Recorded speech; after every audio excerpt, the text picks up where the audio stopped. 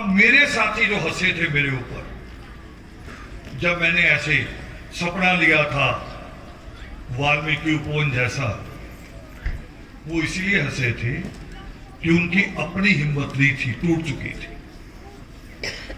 वो हमेशा इस पे थे कि हमें जमीन भी कोई देगा, हमें उसके ऊपर बनाने के लिए चंदा भी कोई देगा, कोई मंत्री आएगा ग्रांट देगा, हम अपाहिजों की तरह रहेंगे, हम खुद कुछ नहीं करेंगे। और मैंने आज से 30 साल पहले ये कहा था, उस वक्त के साथी अगर होंगे तो उनको याद होगा कि ये कौम ऐसे जो है, ऐसे फैलाए हुए हाथ वाली, इस कौम का हाथ ऐसे करता है और करना है और कर दिया है, कर दिया है। आप जिस पंडाल में बैठे हैं, ये छत, इसका एक नहीं कई इतिहास है। इसके, इस छत के एक इतिहास, ये दादी बैठी है जिसने अपनी जवान लुधियाना की यूनिवर्सिटी में पढ़ती हुई पोती का अपने हाथों से शव उठाया, मगर इस दादी ने इस छत को डालने वाले अपने सपूत जीव को संस्कार के 2 दिन बाद यहां भेज दिया। 2 दिन बाद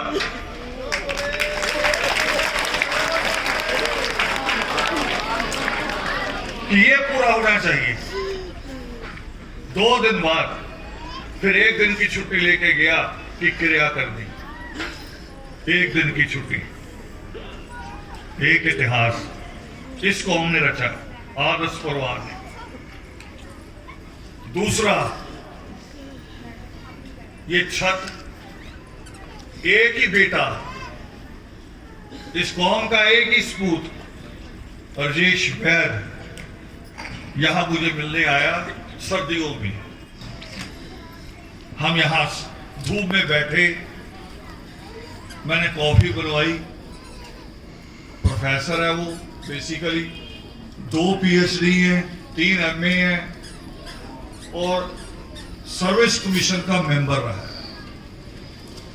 सर्विस कमीशन जहां से DSP और SDM की भर्ती होती है।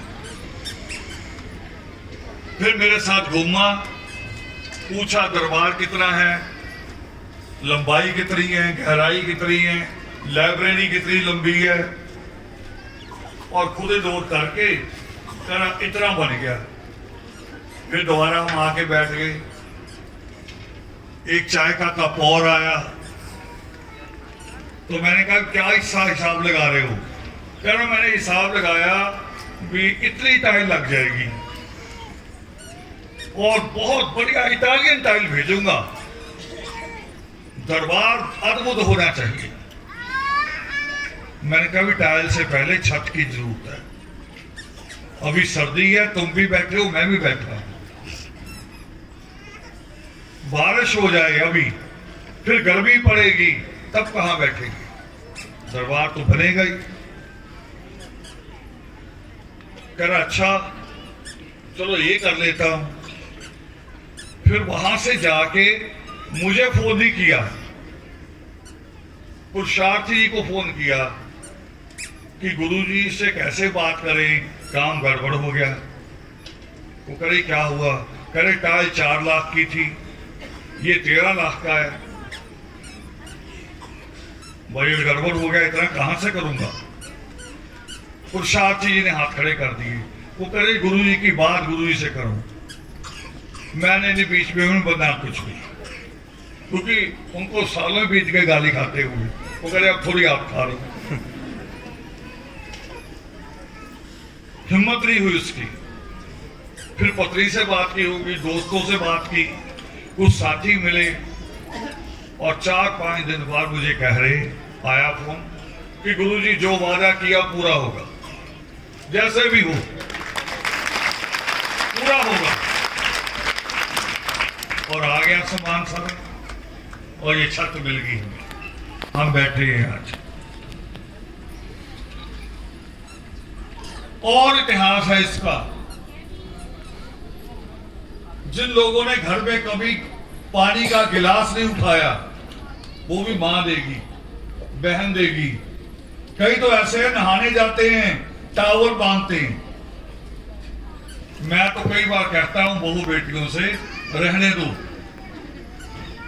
अंडरवेयर भी बांधते हैं। मैं कहता हूं ऐसा ही रहने दो 2-3 घंटे, अकल तो है, सीखे आगे, कुछ काम तो करो। मगर यहां आके सीख गए, खाना भी बनाना, चाय बनाना, बर्तन साफ करना, और ये सारा लोहा उठा के खड़े रहना। हमारे एक साथी पृथ्वी जी चोट खा गए, ये पूरी रॉड उनके ऊपर गिरी, आंख बच गई, यहां गिरी, ये पूरा भारी भरकम। मगर केवल 15 मिनट बाद दोबारा यहां खड़े। मैंने कहा क्या कर रहा है? गुरुजी पूरा कर ले। मैं कहा मेरे पास आके बैठ जाएगा, बैठ जा थोड़ी देर, फिर भी आधा घंटे बैठा होगा। ये बैठी मेरे सामने डांडवी, रोहन और रोहित की मां, आप तब समझ गए होंगे, आपको वो नाम ज्यादा याद है। दो सुबह 10 बजे आ जाती हैं, शाम को 6 बजे अकेली। कभी कोई आ जाए आप में से, कभी, वो भी छुट्टी वाले दिन, अकेली वहां खड़ी। जितनी लेबर, जितने हम, जितने हम मिलने वाले आ जाएं, जितनी बार आ जाएं, उतनी बार चाय, उतनी बार खाना, और फिर रात का खाना बना के कन्फर्म करके रख के जाना है कि रात को जो बच्चे यहां रहेंगे भूखे न रहे। बहुत कुर्बानी है वो, और इतिहास बन रहा है।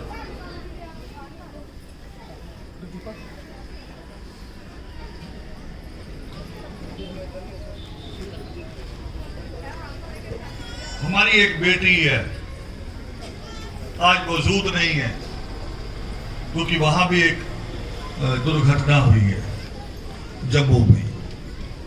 हमारे एक साथी थे प्रदीप जी, विजय नारिया के बाद प्रदीप जी, वो भी हमें छोड़ के चले गए।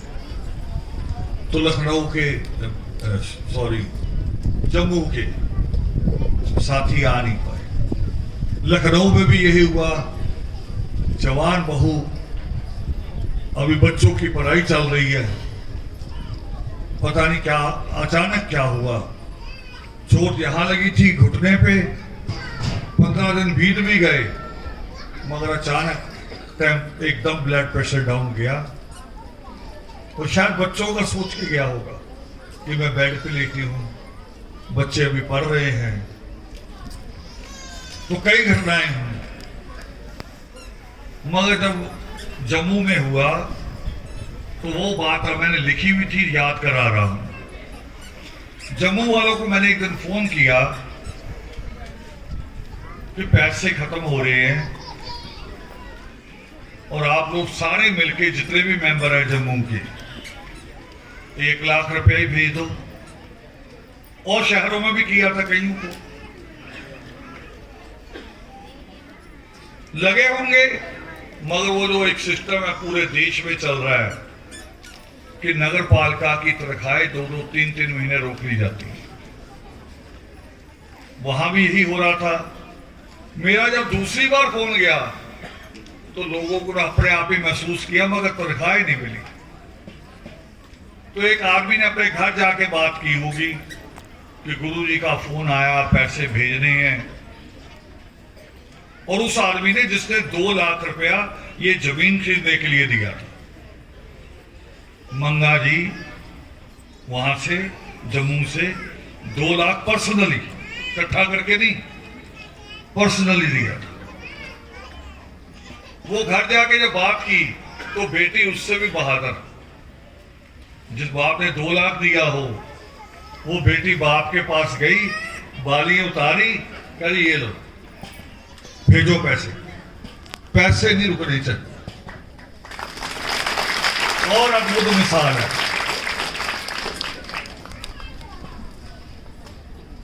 बहुत सारी चीजें जो अद्भुत हो रही हैं। ऐसे ही बैठे मैं अपने साथियों से बात कर रहा था और जो रोज गाली खाता है अभी लंकेश, मैं कहा भी आज तू मेरे सामने मत आना, क्योंकि वो जब भी आता है पैसे मांगने आता है, 20,000 दे दो, 50,000 दे दो। मैं कहा उसको मेरे सामने मत लाना, क्योंकि पैसा नहीं। और एक पटियाला से सज्जन चले आ रहे हैं, बहुत पुराना साथी हमारा, वो आया और बिल्कुल चल के आके मेरे पास खड़ा हो गया और मैं उसे कह रहा हूं कि बैठ जा, और वो बैठ नहीं रहा, जेबों में हाथ डाल रहा, जैकेट पहनी हुई, कभी इधर, थोड़े थोड़े हाथ इधर, कभी इधर डाल रहा। मैं कह रहा बैठ जा, किसी लड़के को आवाज दी, इसको पानी ला दो। वो फिर भी खड़ा, नहीं जी खड़ा नहीं। मैं कहा पानी नहीं पिएगा, पूरी जेबें खाली की, मेरे हाथ में रख दिए पैसे। और आज आए नहीं शहर सोमाली जी, ये पवन कल्याण की बात है पटियाला से। मैं सोमाली जी के हाथ में रख दिया कि मैं गिनना कितने पैसे हैं, तब भी अंदाजा नहीं था मुझे भी इतने पैसे। एक आदमी ऐसे ही समेट के ले आया, 64,000 रुपया। बैठ नहीं रहा, पानी नहीं पी रहा, आते ही जल्दी पहले पैसे निकाल के दे दूं। अभी मैं गया रोहतक, वहां एक साथी आए, मैं पहली बार मिला हूं, मुझे नहीं पता कौन। हाँ, उनका मैसेज आया था कि मुझे कि मैं वो वाल्मीकि उपवन आना चाहता हूं। मैं कहा आ जाओ, जरूर आओ, बस बच्चों को ना लाओ, अभी रुकने की जगह नहीं है, दिन में आ सकते। वो वहां पहुंच गया रोहतक, आज भी बुलाया था पर नहीं आ गए हो। रमेश सोदारी लिफाफा लेके आए मेरे पास, करे ये रख लो। मैं क्या है? करे 50,000 रुपया है। मैं किसका है? करे बस रख लो आप। वो तो मैंने साथियों को कहा भी रखना नहीं, पहले इसको पूछो, लिखो हिसाब में, हमें आया भी लिखना है और गया भी लिखना है। ये ईमानदारी भी रखनी है भी हमारे पास क्या आया और क्या हमने खर्च किया, ये भी। और एक दिन एक माँ आ रही मेरे घर में, घर ही था, बुजुर्ग माँ, और पुराने स्टाइल वाली, उसी स्टाइल में। मैं ऊपर कमरे में बैठा, वही सीढ़ियां चढ़ के ऊपर आ रही, और यहां हाथ रखा हुआ है। पुरानी औरतें ऐसे रखती थी हाथ, तब जब चुन्नी में कुछ डाला, ऐसे हाथ रखा हुआ। मैं कह रहा बैठ जाओ। हाँ हाँ हाँ। मैं कहा पानी ले आओ। कोई नहीं। उनके बच्चे भी सुनीत साथ आज भी आए हुए हैं, शायद मां नहीं आई। पानी का गिलास ही लिया, चुन्नी खोली, 50,000 रुपया, ये रख लो। बदला है हमने कौम को। ये उनके लिए चैलेंज है, उनके लिए कहा मैंने। इतनी कहानी है जो कहते कौम बदल नहीं सकती। वो कहते थे कि कौम नहीं बदल सकती, मेरा उनको चैलेंज था कि कौम बदलेगी, कौम बदलेगी। बुजुर्गों ने एक बात कही थी, आजकल बहुत बच्चे भी बोलते हैं, बी पॉजिटिव। बुजुर्ग क्या कहा करते थे? करे गलत बात मुंह से ना निकालो, अच्छा अच्छा बोलो तो अच्छा होगा। हम हमेशा अच्छा सोचते हैं, हम पॉजिटिव सोचते हैं।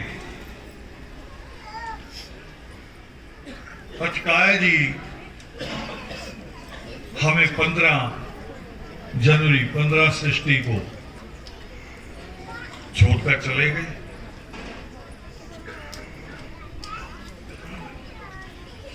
चाहते हम गिर जाते, सभी बैठ जाते।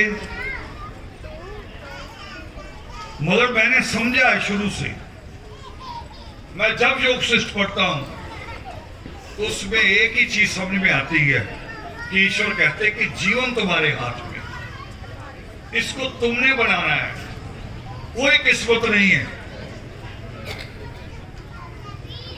पंडित तो यहां देखता है किस्मत रेखाएं, उसको तो दिल भी यही दिखता है। डॉक्टर को यहां दिखता है, उसे यहां दिखता है, थक गया। ठगी तो ऐसी होती है। मगर जिस कईयों का हाथ ही नहीं होता, बताओ उनकी किस्मत कहां होती है? उनकी किस्मत कहां है? मैंने सीखा योग शिष्ट से, हिरण्यगर्भ वाल्मीकि व्योम कहते उसमें, वो कह रहे आप अपनी किस्मत जैसी चाहो वैसी बना सकते हो। इस गांव के लोग मिसाल हैं, गुरदीप सिंह जी बैठे हैं, हंसराज जी बैठे हैं, और भी हैं, जगीर सिंह जी, कई लोग हैं, रामपाल जी, मुझे बहुत सारे नाम याद भी नहीं है। इस गांव के सबसे बड़ी हिम्मत हमें इनसे मिली। यहां जमीन तो ली थी हमने, मगर हमें खड़े हुए लगा करता था, हम 20 भी खड़े होते थे तभी लगता था हम अकेले, क्योंकि हम बाहर से आए। ये इस गांव से उठ के आ गए, सारे आसपास खड़े हो गए कि आप अकेले नहीं, हम साथ। यहां हमें ट्रैक्टर चाहिए हो, हमें जनरेटर चाहिए हो, हमें ट्रक चाहिए हो, ट्रॉलियां चाहिए हो, सब इनके घरों से मुफ्त आती हैं। हमारा बच्चा फोन करता हमारा अभी लंगेश कि गुरदेव सिंह जी ट्रक भेज दो, हंसराज जी ट्रॉली भेज दो, बच्चों को भेज दो, अपने लड़कों को भेज दो। उसी वक्त आ गए। हमें हौसला दिया, यहां इन्होंने हिम्मत दी है। ऐसे हम हिम्मत बनो। असली बात वो क्या कह रहा था मुंशी, मुझे लोगों के थाने का मुंशी क्या कह रहा था कि जब तक मजबी ना हो हम कत्ल नहीं मानते। मगर मजबी कत्ल करता कब है? जब उसको पीछे से कोई पुश करता है। अब ये करो कि आगे भी आप खड़े हो जाओ, पीछे भी आप खड़े हो जाओ, एक दूसरे के हो जाओ, एक दूसरे का सहारा बन जाओ।